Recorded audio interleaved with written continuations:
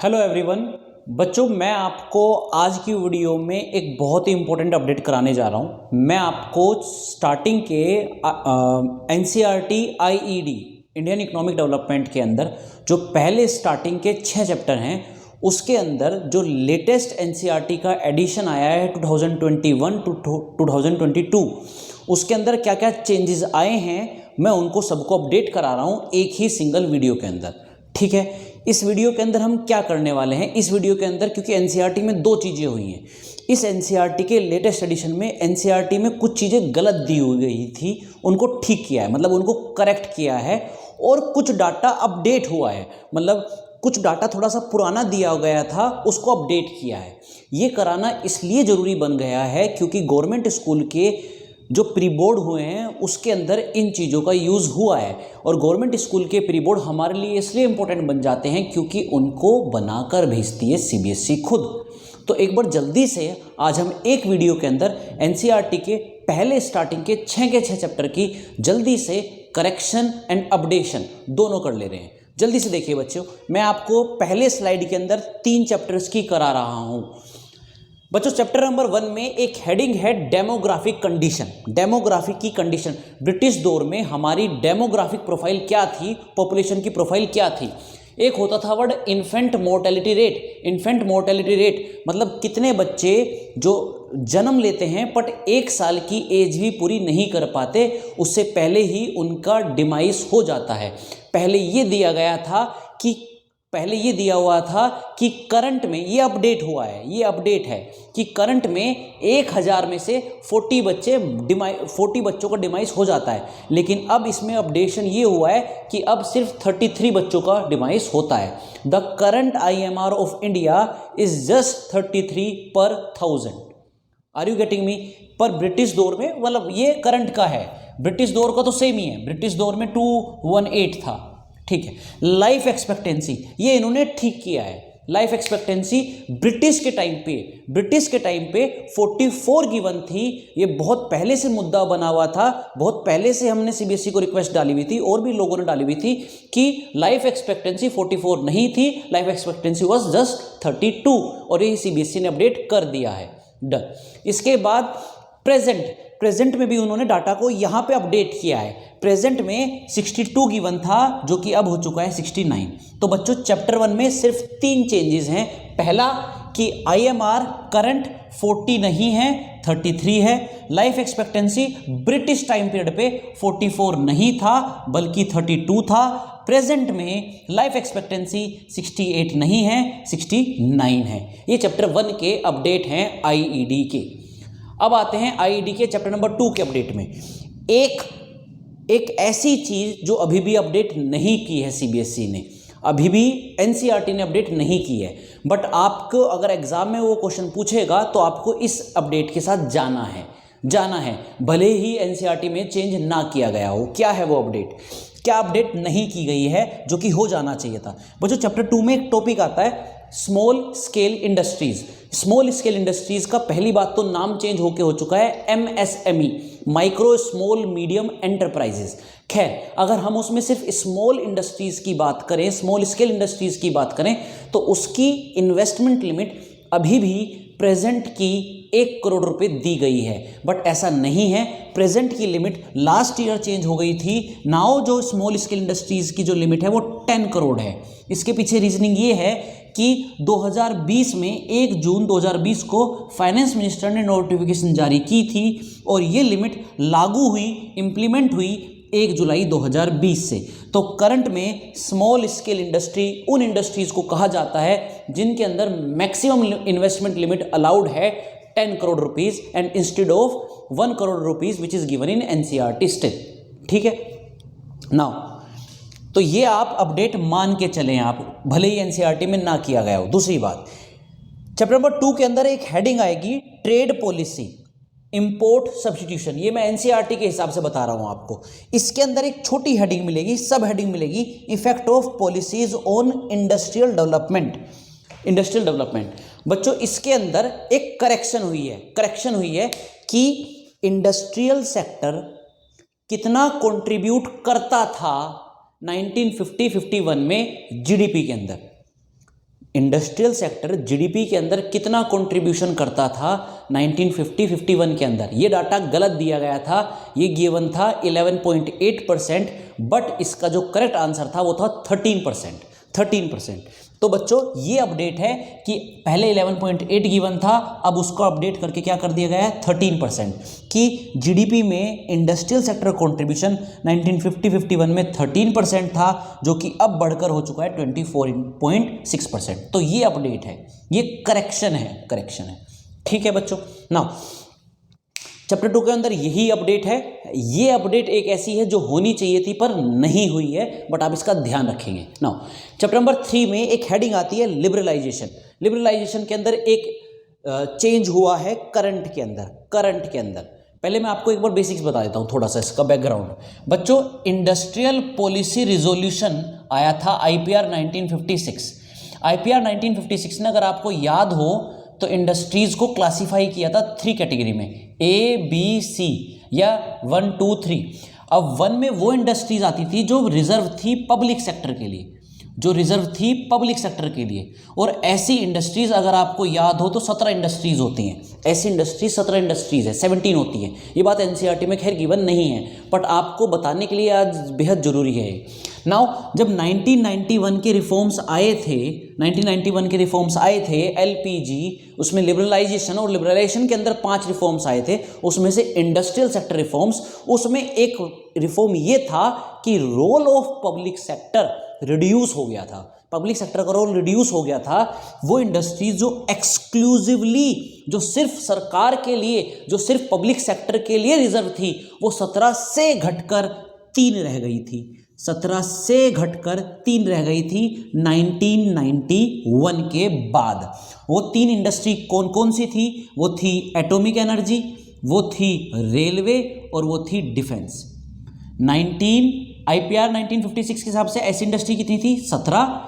आपसे एग्जाम में ज़्यादातर चांसेस है वो इस वर्ड को पूछेगा कि 1991 के बाद कितनी रह गई थी? 3। कौन कौन सी?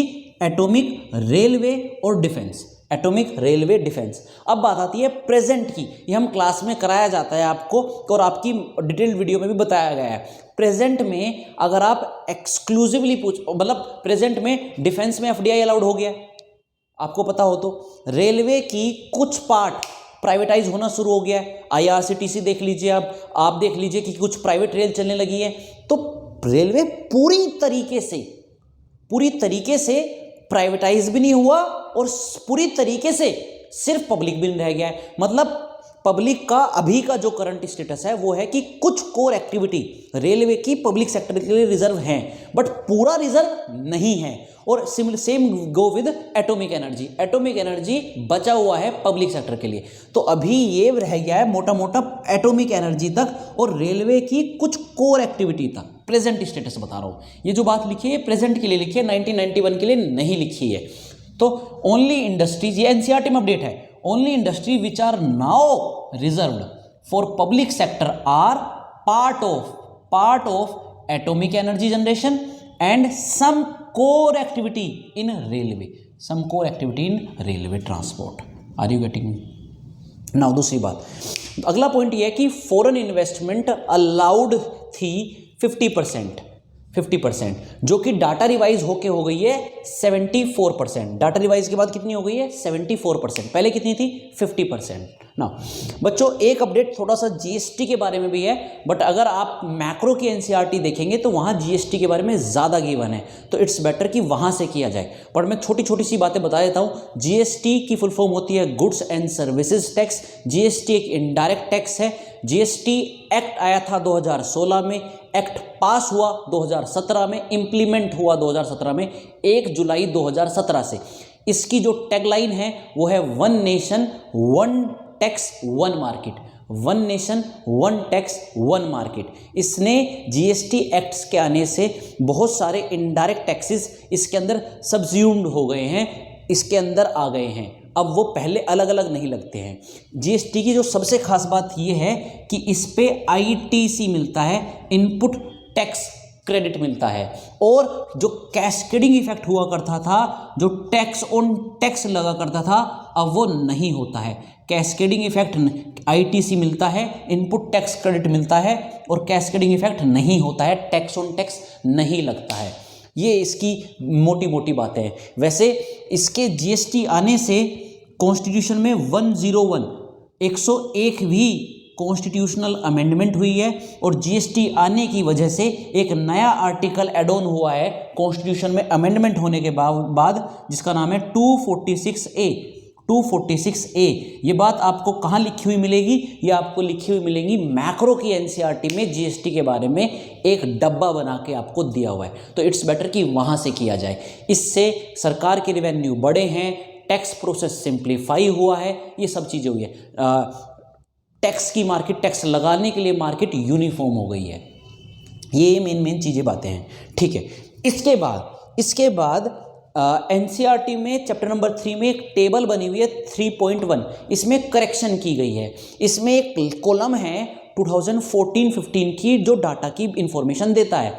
उसमें उन्होंने एग्रीकल्चर की ग्रोथ रेट सही गिवन थी -0.2%, वो रहने दी है, बट इंडस्ट्रियल सर्विस सेक्टर की जो ग्रोथ रेट थी वो गलत गिवन थी, उसको ठीक किया है। और क्योंकि वो दोनों गलत थी तो टोटल भी स्वाभाविकली गलत आना था, तो उसको ठीक किया है। तो इसमें कॉलम को ठीक किया गया है, इसमें करेक्शन हुई है। एक काम करता हूं, मैं उस करेक्शन को भी करवाता हूं और एक क्वेश्चन भी बना देते हैं हम, ठीक है। क्या करेक्शन है कि 2014-15 में क्वेश्चन अच्छा है कि सर्विस सेक्टर अपने आप में इंडिविजुअली ग्रो हो रहा था ज़्यादा रेट पे as compare to overall GDP growth rate. Service sector अपने आप में ज़्यादा रेट पे ग्रो हो रहा था as compare to overall GDP growth rate. क्यों? क्योंकि सर्विस सेक्टर ग्रो हो रहा था, ये अपडेट होके आया है, करेक्ट होके आया है 9.8% से, बट ओवरऑल जीडीपी ग्रो हो रही थी 7.4% से। ऐसा क्यों है? इसका एक मेन रीज़न ये है क्योंकि जो एग्रीकल्चर सेक्टर था उसका जो ग्रोथ रेट था वो नेगेटिव था, और वो की टोटल को क्या कर देता था, कम। वन ऑफ द रीज़न एक ये भी है। Are you getting me? तो अगर ये असर्शन आता है और ये रीज़न आता है तो इसका आंसर ए होगा कि both are correct and this will be the reason of this thing, ठीक है। समहाउ कुछ पार्ट्स नाउ देन एक डाटा अपडेट ये है, मतलब ये चीज़ अपडेट हुई है, ये करेक्शन हुई है, ये करेक्शन हुई है। एक बार आप देख लेंगे टेबल नाउ। इसके बाद फॉरेन इन्वेस्टमेंट, ये डाटा अपडेट है। 1990 और 1991 में फॉरेन इन्वेस्टमेंट जो बाहर से हमारी कंट्री में इन्वेस्टमेंट आती थी वो जस्ट थी $100 मिलियन। अब हो गई है 2017-18 के हिसाब से $30 बिलियन हो गई है।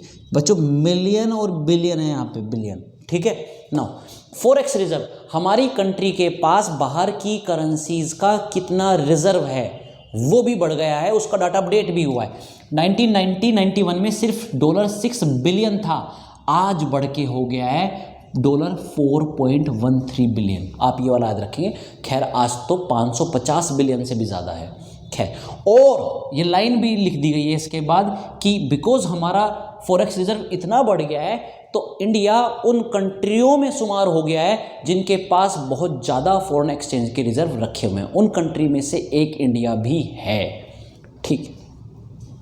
अगली बात ये अपडेट हुआ है कि क्योंकि हमने एलपीजी लेके आए, इकोनॉमिक रिफॉर्म्स लेके आए, तो हम 1991 के बाद बहुत सारी कमोडिटीज़ में लीडिंग एक्सपोर्टर बन गए। बाहर वाले हमें देखने लगे एज अ एक्सपोर्टर कि अगर ये माल मंगाना है तो इंडिया से मंगाएंगे। 1991 के बाद चेंजेस आए।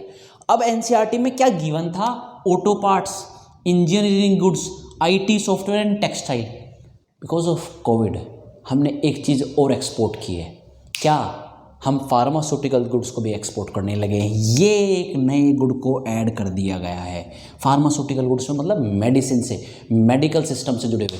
हमने कोविड के दौर में 176 कंट्रीज़ को हाइड्रोक्लोरोक्विन सप्लाई किए, हमने मास्क सप्लाई किए, हमने पीपीई किट सप्लाई किए, हमने बहुत सारी चीज़ें सप्लाई की हैं। तो we are the leading exporter in pharmaceutical goods and this is done specially after 1991 reforms. Are you getting me? ये नया वर्ड ऐड कर दिया है फार्मास्यूटिकल गुड्स। दूसरी बात, अब छोटी छोटी सी बात है, देखो एक एक कीवर्ड बता रहा हूँ आपको कि क्या क्या चेंज हुआ है सिंस 1991। अब इसमें यहाँ पे छोटी छोटी सी चीज़ें हैं। आपने ये पता होगा जब हम क्रिटिसाइज़ करते हैं एलपीजी के रिफॉर्म्स को तो हम एक हेडिंग पढ़ते हैं कि यार इस दौर में एग्रीकल्चर सेक्टर को पूरी तरीके से नेगलेक्ट कर दिया। अब एनसीईआरटी में कुछ चीज़ें गलत दे रखी थी। क्या गलत दे रखी थी? थोड़ी लेवल पे गलत गिवन थी कि पहले लिखा हुआ था कि फर्टिलाइजर सब्सिडी रिमूव कर दी। वो एक्चुअली रिमूव नहीं था, वो रिड्यूस था। अभी इन्होंने क्या किया, उसको करेक्शन करके बोल दिया कि पार्शली रिमूव की। फर्टिलाइजर सब्सिडी पूरी तरीके से रिमूव नहीं की, कुछ हद तक रिमूव की। They use the word now, they add the word now partial now. दूसरी बात, उन्होंने बोल दिया था कि एमएसपी हटा दी, मिनिमम सपोर्ट प्राइस हटा दिया। नहीं सर, ऐसा नहीं था। एमएसपी था बट बहुत लो रखा गया ताकि सरकार के खर्चे कम हो सकें। तो इन्होंने रिमूवल वर्ड हटा के उसको रिप्लेस कर दिया है लो वर्ड से, which is correct now. Then ये एक छोटी सी वर्ड है, इसकी सेंस नहीं बन रही थी, इसलिए इन्होंने एक नया वर्ड मतलब उसमें वर्ड ऐड कर दिया imports of, just to make a sense. पहले क्या लिखा हुआ था? Lifting of quantitative restriction. हमने क्वांटिटेटिव रिस्ट्रिक्शंस को हटा लिया ऑन किस पे? Agriculture products. तो जाहिर सी बात है यहाँ इंपोर्ट्स की बात हो रही थी, बट फिर भी उन्होंने क्लैरिटी के लिए इंपोर्ट्स ऑफ, कि हमने बाहर से जो एग्रीकल्चर प्रोडक्ट्स आते थे उन पर रिस्ट्रिक्शंस लगाई हुई थी, वो हमने रिस्ट्रिक्शंस हटा दी। तो ये इन्होंने अपडेट किया है। ये कुछ करेक्शन हैं, कुछ अपडेट हैं आईईडी के चैप्टर 1, 2, 3 के as per latest NCERT addition 2021-22। जल्दी से आप इसको नोट डाउन कीजिए, मैं आपको बाकी 3 चैप्टर के कराता हूँ जल्दी से।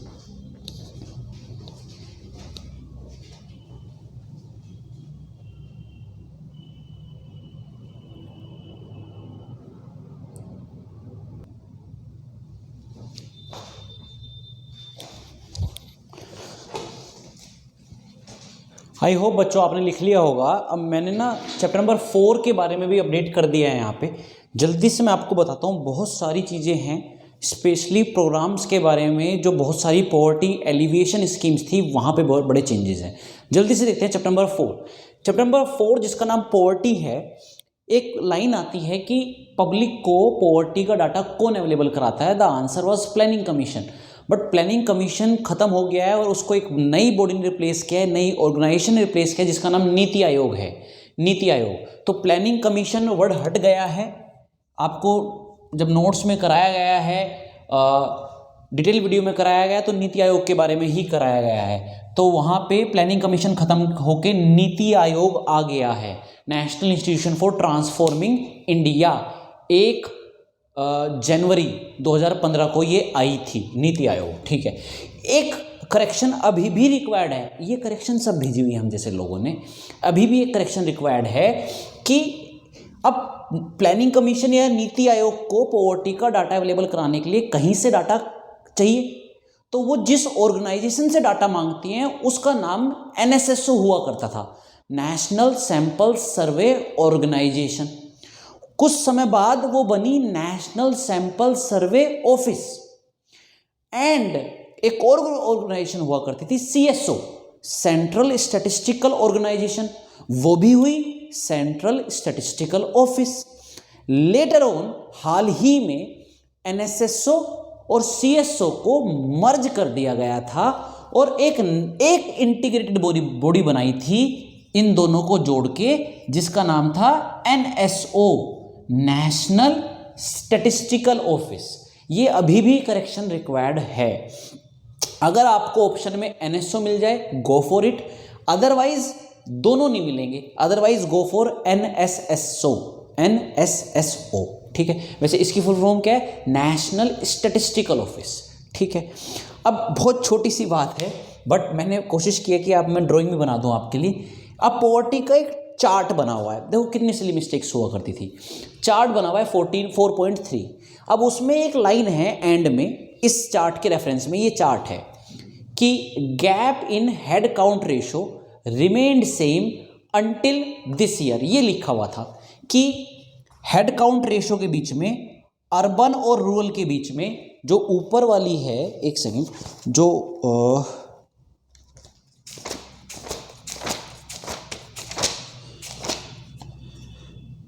ऊपर वाला है वो रूरल का है और जो नीचे वाला है वो अर्बन का है। ये हेड काउंट रेशो है और ये over the period of time आपको दिया हुआ है। ये दिया हुआ था कि गैप इनके बीच में, हेड काउंट रेशो के बीच में के कंटेक्स्ट में इनके बीच में जो गैप है वो सेम रहा कब तक, 1999 से 2000 तक। बट ये सेम कब तक है, ये गैप सेम कब तक है, 1993-94 तक, और उसके बाद वो बढ़ा है। तो ये गलत दे रखा था, अब इन्होंने इसको हटा दिया है और इसको ठीक कर दिया है, यहाँ ले आए हैं वो 1993-94 कि इनके बीच में जो गैप रहा वो सेम रहा है 1993-94 तक, ना कि यहाँ तक। Are you getting me? ये अपडेट उन्होंने किया है, बहुत सी मिस्टेक हुआ करती थी। देखो देन एक और चार्ट है इसके बाद, चार्ट 4.4, ठीक है, उसके रेफरेंस में ये आपसे अलग भी पूछ सकता है कि 1973 से 2012 तक ऐसे 2 स्टेट्स थे जिन्होंने पॉवर्टी को रिड्यूस बहुत बाकी स्टेट से बहुत बेहतर किया। मतलब इन्होंने भी पॉवर्टी रिड्यूस की, उन्होंने भी की, पर इन 2 स्टेट्स ने बहुत बेहतर तरीके से रिड्यूस की। एंड 2 स्टेट्स के जो नाम थे वो थे वेस्ट बंगाल और तमिलनाडु। अब इसमें 2 स्टेट और जोड़ दिए हैं, आंध्र प्रदेश और राजस्थान। पहले सिर्फ ये 2 गिवन थे, वेस्ट बंगाल और तमिलनाडु, अब 2 और एड ऑन कर दिए हैं, आंध्र प्रदेश और राजस्थान। आई होप ये करेक्शन आप कर लेंगे। जो ये वो 4 स्टेट्स हैं जिन्होंने पॉवर्टी को रिड्यूस करने में बाकी स्टेट से ज़्यादा अच्छा परफॉर्म किया है। किस ड्यूरेशन में? 1973 से 2012 की ड्यूरेशन में। Are you getting me? Then अब वैसे तो ये नहीं आना चाहिए, बट क्योंकि करेक्शन हुई है तो बताना स्वाभाविक है, बताना लाजमी है। एक बॉक्स बना हुआ है जो कि कॉटन कल्टीवेशन की बात करता है। एक बॉक्स बना हुआ है जिसमें ये एक लेडी बैठी हुई है, distress among cotton farmers, distress among cotton farmer. अब इसमें करेक्शन हुई है। करेक्शन ये हुई है कि पहले ये था कि India has largest area under cotton cultivation in the world. ये फैक्ट भी याद कर लो आप कि वर्ल्ड में कॉटन जितने लैंड पे, जितने एरिया में कल्टीवेट होती है वो सबसे ज़्यादा हमारे यहाँ कल्टीवेट होती है। लैंड एरिया हम देते हैं उसको, ठीक है। पहले कितना था ये 2002-03 का डाटा दे रखा था कि 8300 हेक्टेयर। अब ये दोनों चीज़ें हट गई हैं, डाटा आ गया है 2017-18 का, और कितना एरिया है 125 lakh hectare, 125 lakh hectare, 125 lakh hectare, ठीक है। तो ये दोनों हट गई हैं, ये डाटा अपडेट हो गया है, यहाँ पे डाटा अपडेट हुआ है। इसी के बाद एक और सेंटेंस लिखा हुआ है, मेरे हिसाब से पूरे बॉक्स में जो दी इंपॉर्टेंट बात है वो ये 2 ही हैं। हमने पूरे वर्ल्ड में कॉटन की कल्टीवेशन में सबसे ज़्यादा एरिया इंडिया में है, उसके बावजूद लो पर कैपिटा यील्ड कि एक बंदा कितना बनाता है, पर हेक्टेयर कितना निकल के आता है, लो यील्ड ऑफ पहले कितना था 360 kg, अब वो बढ़ गया है बट अभी भी लो ही है वो एज कंपेयर टू अदर्स, वो 470 kg है पर हेक्टेयर, और उसकी वजह से हम वर्ल्ड में 3rd नंबर पे हैं प्रोडक्शन पे।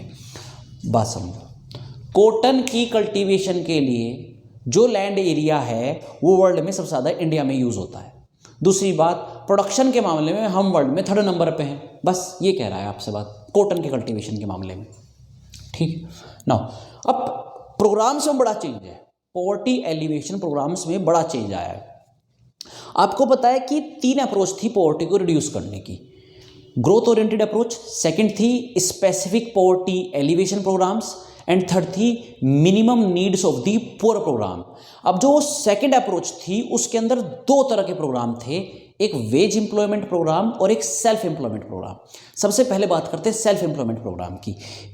ये सेकंड अप्रोच के अंदर ये वो प्रोग्राम्स थे जो सेल्फ एम्प्लॉयमेंट के अंदर थे, मेंशन थे एनसीईआरटी में। Rural employment guarantee program, REGP, ये बात मैंने आपको पहले नोट्स में बताई हुई है, वीडियो में भी है वो मेंशन कि REGP बच्चों मर्ज हो गया है। अब ये बात एनसीईआरटी में मेंशन हो गई है कि REGP अपने आप में ख़त्म हो गया है क्योंकि वो मर्ज हो गया है प्राइम मिनिस्टर्स रोजगार योजना में। दूसरी बात 2 प्रोग्राम और थे इसके अलावा, स्वर्ण जयंती ग्राम स्वरोजगार योजना, स्वर्ण जयंती ग्राम स्वरोजगार योजना, जिसका नाम बदल के हुआ था नेशनल रूरल लाइवलीहुड मिशन, और उसके बाद उसका नाम बदल के हुआ था आजीविका। ये प्रोग्राम उन्होंने एनसीईआरटी में से मेंशन किया हुआ था, डिलीट कर दिया है। इसी का एक और भाई था जो कि अर्बन एरिया में था, नेशनल अर्बन लाइवलीहुड मिशन, इसको भी हटा दिया है, इसको भी हटा दिया है। तो ये प्रोग्राम मेंशन हटा दिया। अब सिर्फ सेकंड अप्रोच के अंदर, सेल्फ एम्प्लॉयमेंट प्रोग्राम के अंदर 2 प्रोग्राम रह गए हैं। कौन कौन से? प्राइम मिनिस्टर्स रोजगार योजना, स्वर्ण जयंती शहरी रोजगार योजना। एक बात और है, बड़ी बिटवीन द लाइन बातें हैं, एक बात और है। जब हम पढ़ाया करते थे, या एनसीईआरटी में ही मेंशन था कि स्वर्ण जयंती शहरी रोजगार जो योजना है, ये दोनों तरह का एम्प्लॉयमेंट क्रिएट करती है, सेल्फ एम्प्लॉयमेंट भी और वेज एम्प्लॉयमेंट भी। ये बात आपके नोट्स में भी लिखी हुई होगी। ये बात इन्होंने हटा दी है और उसकी जगह ये वर्ड यूज़ कर दिया। मैंने लिखा है कि पहले ही लिखा हुआ था कि ये जो प्रोग्राम है ये सेल्फ एम्प्लॉयमेंट भी क्रिएट करता है और वेज एम्प्लॉयमेंट भी। अब ये बात हटा दी है। अब उसकी जगह पे ये लिख दिया लाइन कि सम प्रोग्राम, मतलब ये स्कीम के बारे में है, इस स्कीम के बारे में, ये 2 स्कीम के बारे में, इस स्कीम के बारे में एक एक्स्ट्रा बात दे रखी थी पहले कि ये भी क्रिएट करती है, ये भी, वो बात हटा दी और उसकी जगह ये लिख दिया कि सम प्रोग्राम्स, कुछ प्रोग्राम ऐसे हैं which create both self employment opportunities as well as wage employment opportunities. ये करेक्शन है, देखो बिटवीन द लाइन है, एक एक वर्ड बता दूंगा मैं आपको, ठीक है। उसके बाद एक क्लैरिटी की जरूरत है बच्चों, यहाँ पे एक क्लैरिटी चाहिए। बहुत सारे क्वेश्चन में ये मेंशन है और शायद नोट्स में भी ये मेंशन है कि एक प्रोग्राम था वेज एम्प्लॉयमेंट जिसका नाम था फूड फॉर वर्क प्रोग्राम। अब बच्चों फूड फॉर वर्क प्रोग्राम जो आया था वो 1970s में आया था। फूड फॉर वर्क प्रोग्राम जो आया है वो 1970s में आया है। मैं यहाँ पे क्लैरिफाई करा रहा हूँ बिकॉज एक और प्रोग्राम है जिसका नाम था national food for work program. National food for work program वो 2004 में आया था, नवंबर 2004 में। लेकिन अगर आप ध्यान रखना, अगर आपको बोलता है वो फूड फॉर वर्क प्रोग्राम तो इसका आंसर है 1970s में इनिशिएट हुआ। अगर वो बोलता है आपको national food for work program तो वो आया है नवंबर 2004 में। और ये नेशनल वाला मर्ज हो गया था एमजी नरेगा में, एमजी नरेगा में। तो ये क्लैरिटी की जरूरत है यहाँ पे, ठीक है। एक करेक्शन और करिए उन्होंने, MG NREGA Mahatma Gandhi national rural employment guarantee act, उसमें एक डाटा आता है, उसमें ये कहता था वो कि 2013-14 में हिंदुस्तान में इस स्कीम ने 5 करोड़ लोगों को रोजगार दिया। 5 करोड़ हाउस को इसके इस 2013-14 में इस स्कीम के तहत, इस प्रोग्राम के तहत, इस एक्ट के तहत रोजगार मिला। अब उन्होंने ये ईयर हटा दिया है 2013-14, बस ये हटा दिया। अब मतलब वो बोलते हैं कि with the help of this act अब तक 5 करोड़ लोगों को रोजगार मिला। ईयर हटा दिया उन्होंने एनसीईआरटी में, ठीक है। दूसरी बात, अब थर्ड जो अप्रोच है उसमें बहुत सारे प्रोग्रामों के नाम दिए हैं। अब उसमें कुछ हेडिंग है, जैसे फूड एंड न्यूट्रिशन के लिए 3 प्रोग्राम मेंशन थे, 3 प्रोग्राम मेंशन थे। Public distribution system PDS, mid day meal scheme, ये अभी भी है। एक और प्रोग्राम था इंटीग्रेटेड चाइल्ड डेवलपमेंट स्कीम, ये हटा दिया है, ये हटा दिया है। और इसकी जगह एक प्रोग्राम मेंशन कर दिया है जिसका नाम है पोषण अभियान। और ये क्वेश्चन पेपर में देखने के लिए मिल रहा है, स्पेशली गवर्नमेंट। पोषण अभियान आपसे पूछता है पोषण अभियान किस कैटेगरी में आता है? This program is for food and nutritional status of the country, specially बच्चों के बारे में, ठीक है। देन हाउसिंग इंफ्रा, एक कुछ प्रोग्राम्स है जो इस कैटेगरी में आते हैं, हाउसिंग एंड इंफ्रा। इसमें प्रोग्राम है जैसे प्रधानमंत्री ग्राम सड़क योजना, प्रधानमंत्री ग्राम सड़क योजना ये है अभी भी। एक है वाल्मीकि अंबेडकर आवास योजना, पहले से अंबेडकर, वाल्मीकि अंबेडकर आवास योजना ये भी है। एक और नाम मेंशन था प्रधानमंत्री ग्रामोदय योजना, ये हटा दी गई है इसकी, प्रधानमंत्री ग्रामोदय योजना ये स्कीम गई।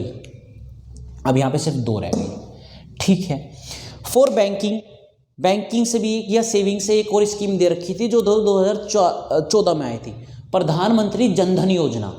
प्रधानमंत्री जनधन योजना में एक बात ये थी कि इसमें अगर किसी का एक्सीडेंट हो जाता है, जिसने ये खाता खुलवाया हुआ, zero account balance Jan Dhan account खुलवाया हुआ है, अगर कल को उसको एक्सीडेंट हो जाता था तो उसको 1 लाख रुपए का एक्सीडेंटल इंश्योरेंस मिलता था और 30,000 रुपये का लाइफ इंश्योरेंस कवर मिलता था।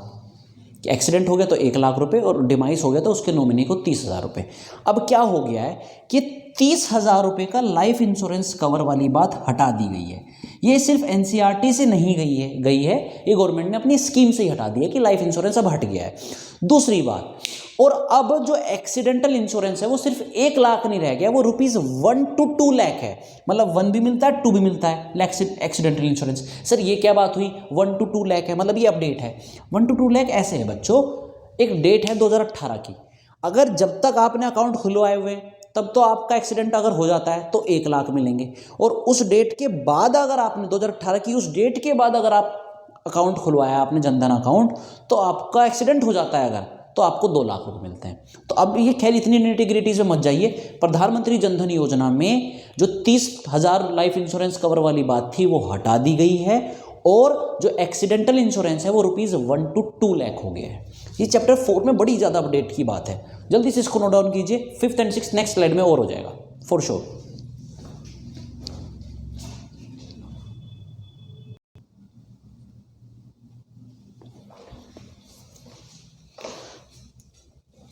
बच्चों आई होप आपने नोट डाउन कर लिया होगा। हाँ जी, चैप्टर नंबर 5 की बात करते हैं बच्चों। चैप्टर नंबर 5 में एक हेडिंग है ह्यूमन कैपिटल और इकोनॉमिक ग्रोथ की। जब हम बात करते हैं, जब हम रिलेशन देखते हैं ह्यूमन कैपिटल का क्या रोल होता है इकोनॉमिक ग्रोथ में, तो उस रिलेशन को प्रूफ करने के लिए कुछ रिपोर्ट्स थी, कुछ 5 प्लान की बात करते थे। तो उस केस में, उस कंटेक्स्ट में 3 प्रूफ थे हमारे पास। 7th 5 प्लान, डाउशे बैंक की एक रिपोर्ट थी और वर्ल्ड बैंक की एक रिपोर्ट थी। बच्चों डाउशे बैंक की रिपोर्ट और वर्ल्ड बैंक की रिपोर्ट को डिलीट कर दिया गया है। अब सिर्फ एक बात रह गई है कि वो कौन सा 5 प्लान है जो ह्यूमन कैपिटल को इकोनॉमिक ग्रोथ के लिए इंपॉर्टेंट बताता है। The answer is 7th 5 plan. तो ये 2 ऑर्गेनाइजेशन की रिपोर्ट भी गिवन थी, उनकी ड्रिल भी गिवन थी, वो सब हटा दी गई है। ये इजी हो गया आपके लिए। दूसरी बात, एक टेबल 5.1 है। टेबल 5.1 में यही ह्यूमन कैपिटल इकोनॉमिक ग्रोथ की जो बात करती है, उसमें बहुत सारी चीज़ें दे रखी है, इंडिकेटर्स दे रखे हैं इनके।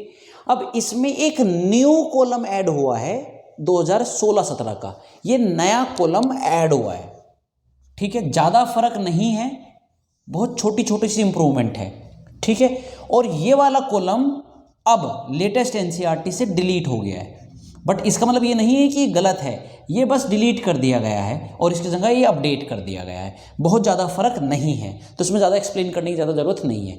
सबसे बड़ी बात, एक जो कि देश में आई है new education policy, new education policy which is a national education policy. एक नेशनल एजुकेशन पॉलिसी आई है दोबारा। इससे पहले 1986 वाली चल रही थी, जो थोड़ी सी 1992 में जाके अमेंड हुई थी, बट अब वो चेंज होके आ गई है, न्यू बन गई है नेशनल एजुकेशन पॉलिसी 2020।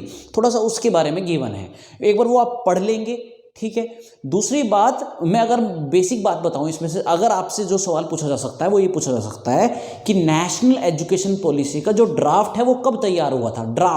ड्राफ्ट तैयार हुआ था 2019 में। ये पॉलिसी इंप्लीमेंट होनी शुरू हो गई है 2020 से। इस पॉलिसी का ईयर 2020 है। और अगेन इस चैप्टर के अंदर डाला है, इतना लॉजिक तो आप लगा ही सकते हो कि इस पॉलिसी में अगेन ह्यूमन कैपिटल के ऊपर एम्फेसाइज रहेगा, ह्यूमन कैपिटल फॉर्मेशन एंड उसका कंट्रीब्यूशन नॉलेज इकोनॉमी में, इसके ऊपर बात रहेगी। ठीक है, एक बार इसको पढ़ लेंगे आप।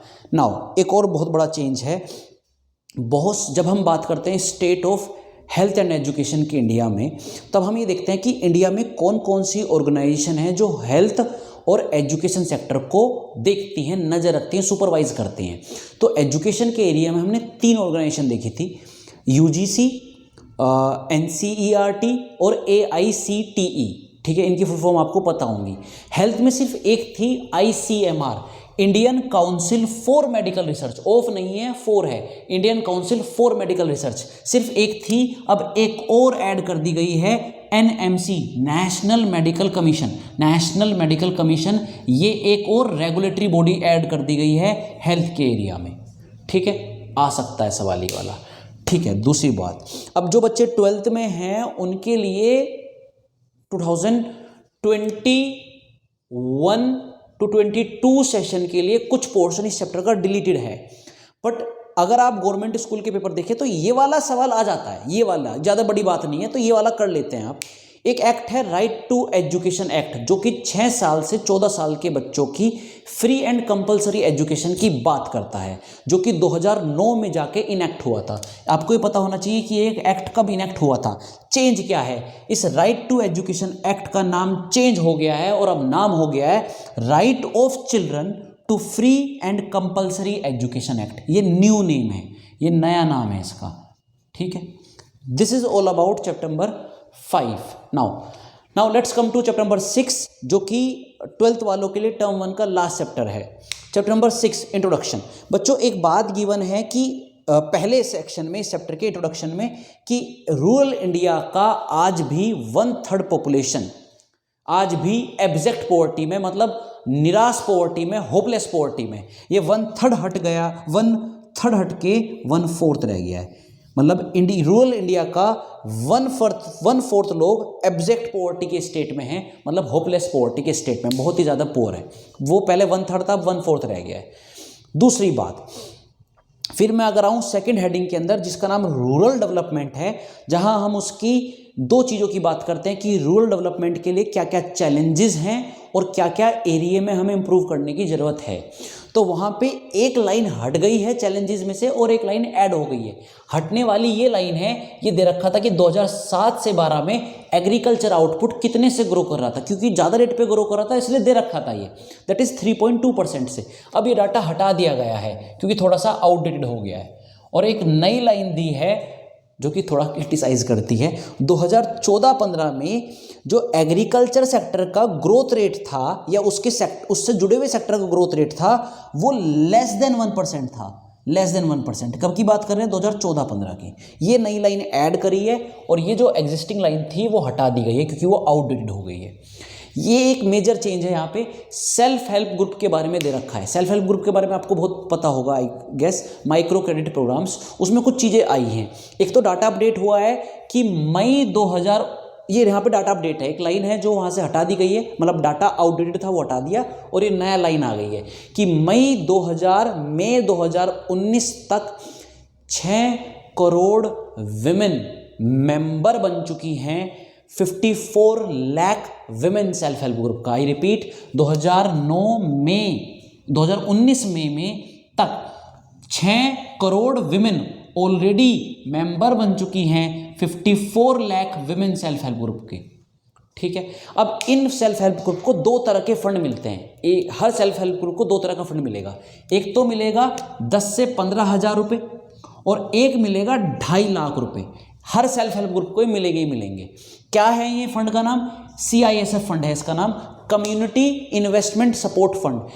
Government in self help group को फंड देती है, इसलिए देती है ताकि इनको एक सप्लीमेंट्री फंड मिल जाए और इनसे वो अपॉर्चुनिटीज़ क्रिएट हो सके जिनका नेचर सेल्फ एम्प्लॉयमेंट का है। सेल्फ एम्प्लॉयमेंट नेचर की अपॉर्चुनिटीज़ क्रिएट हो सके। लेट से सिलाई मशीन लगा लो, पापड़ की छोटी मोटी फैक्ट्री खोल ली जाए, मशीनें लगा ली जाएं, ऐसा कुछ कर लिया जाए। तो इनको ये 2 तरह के फंड मिलते हैं और इन फंड का नाम क्या है? CISF फंड का नाम है। ठीक है, क्यों मिलता है? To take up self employment opportunity. ठीक है, अब एक रिपीटिशन है और हल्का सा डिफरेंस है यहाँ पे। फिर रूरल डेवलपमेंट में प्रधानमंत्री जनधन योजना की बात आती है। पॉवर्टी में बात आई थी, पर पॉवर्टी में थोड़ा सा कम था प्रधानमंत्री जनधन योजना के बारे में, यहाँ ज़्यादा है, यहाँ डिटेल में है पूरा। प्रधानमंत्री जनधन योजना के बारे में अगेन आपको पता है कि 0 अकाउंट बैलेंस खोले जाएंगे। आज तक 40 करोड़ से ज़्यादा अकाउंट ऑलरेडी खोले जा चुके हैं। जिसका अकाउंट होगा उसको ₹1 to 2 लाख का एक्सीडेंटल इंश्योरेंस मिलेगा। इसके पीछे आपको रीज़न पता है कब मिलेगा। ठीक है, 10,000 रुपये की ओवरड्राफ्ट फैसिलिटी मिलेगी। ओवरड्राफ्ट फैसिलिटी का मतलब यह है कि अगर आपके खाते में पैसे नहीं हैं, उसके बावजूद आप खाते से 10,000 रुपये तक निकलवा सकते हैं, काइंड ऑफ लोन। इसको ओवरड्राफ्ट फैसिलिटी बोलते हैं। ठीक है, overdraft facility, accidental insurance, overdraft facility, ऐसे अकाउंट 40,000 करोड़ से ज़्यादा ऑलरेडी खोले जा चुके हैं। गवर्नमेंट या बैंक, RBI, गवर्नमेंट जनधन योजना की वजह से 1,40,000 करोड़ रुपए को मोबाइल फंड को मोबाइल कर सकते हैं, मोबिलाइज कर सकती है, क्योंकि इतना पैसा यहाँ से आ गया है, इतने फंड को मोबिलाइज किया गया है यहाँ से। ठीक है, इस प्रधानमंत्री जनधन योजना का एक सबसे बड़ा फायदा ये है कि इससे डीबीटी होगा, डायरेक्ट बेनिफिट ट्रांसफर आपके खातों में डायरेक्टली डाल दिए जाएंगे। आपकी पेंशन आनी है, आपकी एमजी नरेगा का कुछ पैसा आना है, आपकी वेजेस आनी है, तो वो खाते डायरेक्टली एम्प्लॉयर से या गवर्नमेंट से आपके सीधा अकाउंट में आ जाते हैं। इससे जो लीकेज है, करप्शन है, वो बच जाती है। ये कुछ प्रधानमंत्री जनधन योजना के बारे में। इसके अलावा थोड़ा सा और जान लें आप। ठीक है, एक हेडिंग है रूरल डेवलपमेंट में डाइवर्सिफिकेशन की। जब हम डाइवर्सिफिकेशन की बात करते हैं, एनिमल हस्बेंड्री की बात करते हैं, डेयरिंग की बात करते हैं, फिशरीज़ की बात करते हैं, तो यहाँ पे थोड़ा सा डाटा अपडेट हुआ है। क्या हुआ है, मैंने 2 कॉलम बना दिए हैं क्लैरिटी के लिए, ओल्ड डाटा और new data. New data majorly 2019 का है। ये पोल्ट्री, जिसका इंडिया में लार्जेस्ट शेयर है, वो 58% गिवन था, अब वो 61 हो चुका है। 58 से कैंसिल होकर 61 आ गया है, बढ़ गया है, वो इसका लार्जेस्ट शेयर है। कैटल एंड बफेलो का शेयर 24% था, अब वो घट कर रह गया है 22%। ये घटा, ये बढ़ गया है पहले से और ये घट गया है कैटल एंड बफेलो का। इसके बाद ये बताता है कि हिंदुस्तान में कितनी कैटल एंड बफेलो हैं। इंडिया में 300 मिलियन कैटल है, जिसमें से 108 मिलियन बफेलो थी। ये कैंसिल हो गया है। अब इंडिया में 303 मिलियन कैटल हैं, जिसमें से 110 मिलियन बफेलो है। ये न्यू अपडेटेड डाटा है। दूसरी बात, 1951 से लेकर 2014 तक, 1951 से लेकर 2014 तक इंडिया की production, milk production 8 times increase हुई। पर अगर ये अब डाटा डिलीट कर दिया गया है, बट इसको याद रखना फिर भी आप, क्योंकि ये बात कर, अगर आपसे पूछेगा 1951 से 2014 तक, 2014 तक मिल्क की प्रोडक्शन कितने टाइम्स बढ़ी, the answer will be 8 times. But अगर पूछता है 1951 से लेके 2016 तक, जो कि अपडेटेड दे रखा है, 2016 तक कितनी बढ़ी, the answer will be 10 times. 2014 तक 8 टाइम्स मिल्क की प्रोडक्शन और 2016 तक 10 टाइम्स। ठीक है, जब हम मिल्क की प्रोडक्शन की बात कर रहे हैं तो कुछ स्टेट्स के नाम दिए हैं जो इंडिया में मेजर मिल्क प्रोड्यूसिंग स्टेट्स हैं, जैसे गुजरात, महाराष्ट्र, एमपी, यूपी, आंध्र प्रदेश, पंजाब, राजस्थान। ये कुछ स्टेट्स के नाम दिए हैं। ठीक है, ये कौन है, ये मेजर मिल्क प्रोड्यूसिंग स्टेट्स हैं इंडिया की। ठीक है, ये बात पहले नहीं गिवन थी एनसीईआरटी में। ठीक है, फिर बात करते हैं फिश प्रोडक्शन की। फिश की प्रोडक्शन इनलैंड सोर्स से और मरीन सोर्स से, इनलैंड सोर्स से और मरीन और सी सोर्स से। इनलैंड सोर्स से जितनी भी फिश की प्रोडक्शन होती थी वो इनलैंड से 64 होती थी और मरीन से 36 होती थी, जो कि 1% ये बढ़ गया है और ये घट गया है। अब रह गई है, इनलैंड से होती है अब 65 और मरीन से होती है अब 35%, ना कि 36। दूसरी बात एंड लास्ट बात कि फिश प्रोडक्शन का जीडीपी में कंट्रीब्यूशन था 0.8%, जो कि अब बढ़कर हो गया है 0.9%, 0.9%। ये अपडेटेड है मेरा। Are you getting me? ये है आपके सारे updates, correction as per latest NCERT edition 2021-2022। Please इनको कर लीजिए, एक बार तो नज़र मार लीजिए। अगर आपने ये वीडियो देख लिया तो समझ लो आपका काम हो गया है, आपको दोबारा इनको पढ़ने की ज़रूरत नहीं है। प्लीज़ अब आप बाकी चीज़ों पर फोकस कर सकते हैं। All the best for your final exams. Please आप अच्छा कीजिए, आराम से पेपर कीजिए। Good luck.